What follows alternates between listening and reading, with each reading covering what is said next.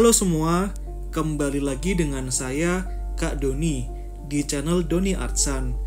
Kali ini saya akan menggambar dengan tema kesedihan di tahun baru. Sebelumnya, saya ingin mengajak teman-teman nih untuk subscribe dan klik tanda lonceng agar teman-teman mendapatkan pemberitahuan ketika saya mengupload video baru di channel ini. Kedepannya ada banyak sekali nih tutorial dan juga materi tentang dunia seni dan juga pendidikan. Nah, tadi kan saya udah bilang tema untuk edisi kali ini ialah kesedihan di tahun baru. Jadi gambar ini saya lukis pada tanggal 1 Januari 2020. Waktu itu saya pulang ke Magelang untuk bertemu dengan keluarga sambil menghabiskan tahun baru di Magelang. Magelang adalah kota yang sangat cantik, sangat indah. Teman-teman tahu kan bahwa Candi Borobudur itu ada di Magelang. Saya lahir di sini, saya tumbuh besar, dan walaupun akhirnya saya bekerja di Jakarta, saya sempatkan untuk sering pulang ke Magelang.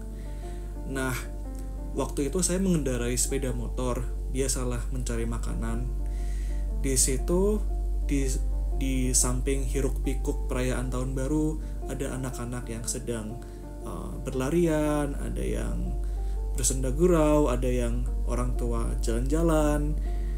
Saya melihat keluarga kecil yang sedang makan di emper jalan, bukan makan beli makanan atau yang seperti itu, tapi terlihat bahwa mereka tidak menikmati tahun baru seperti yang lain.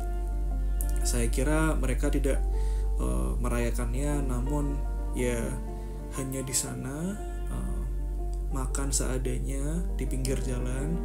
Saya mengira itu suatu pemandangan yang menyedihkan, karena yang lain itu sangat sangat bahagia dan gembira.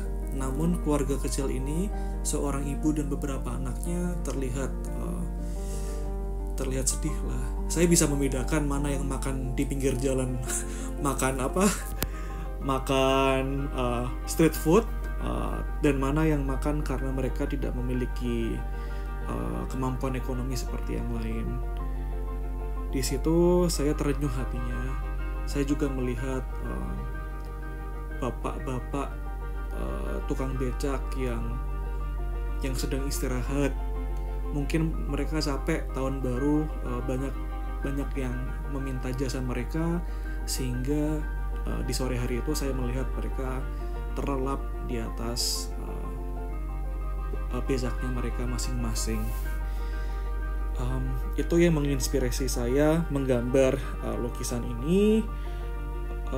Memang terkadang saat kita melukis, dia datang dari sebuah pengalaman yang kita rasakan, lalu kita ingin tuangkan pengalaman tersebut sehingga dapat membuat cerita yang bisa dinikmati atau dirasakan orang lain. Itulah mengapa saya menggambar lukisan ini. Untuk proses pengerjaannya sih sebenarnya cukup cepat ya. Di sini saya menggunakan kertas A4, lalu saya gunakan masking tape atau isolasi lah, atau selotip kertas untuk membuat pinggirannya, biar nanti bisa dicabut dan saya memiliki frame yang bagus. Karena itu bidang gambarnya pun nggak begitu besar. Saya kira ini selesai dalam waktu sekitar 1 jam lah, tidak lama. Yang cukup lama sebenarnya memikirkan ide dan menuangkannya menuju sketsa. Sedangkan pewarnaan sendiri relatif mudah. Di sini saya gambarkan keluarga ini sedang duduk di emper dekat trotoar.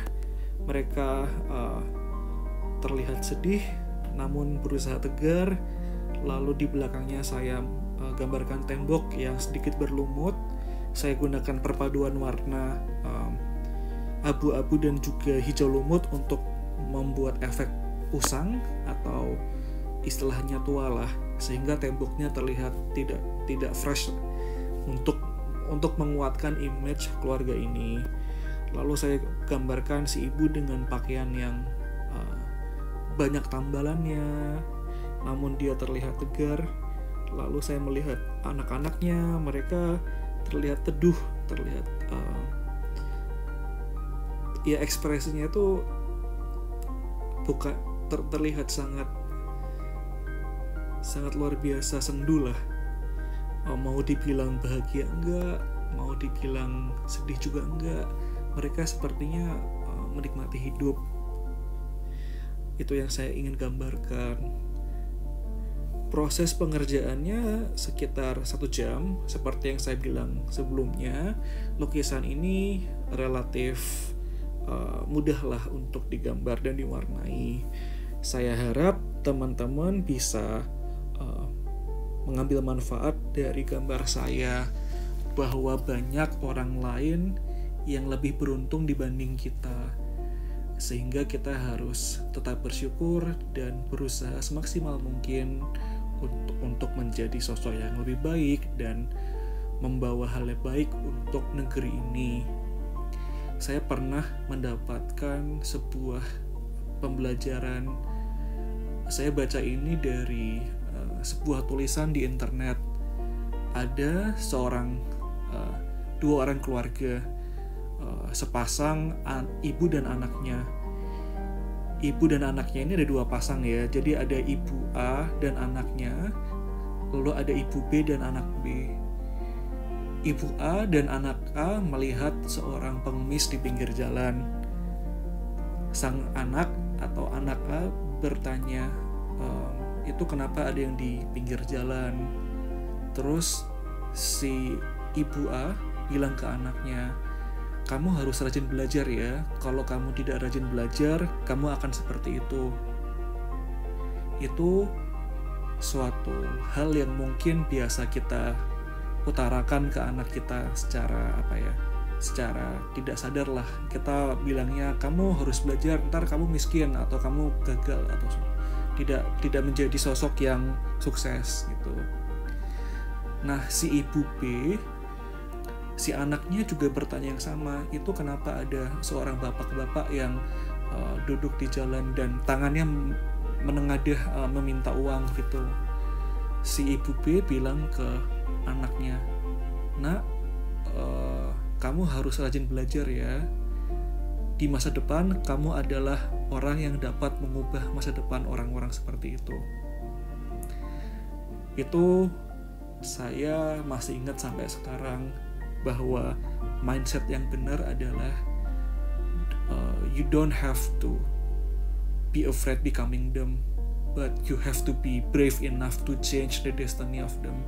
Kamu tidak harus takut menjadi seorang yang gagal, tapi kamu harus berani untuk mempersiapkan dirimu agar kamu dapat menghapuskan kegagalan tersebut di orang lain misalnya.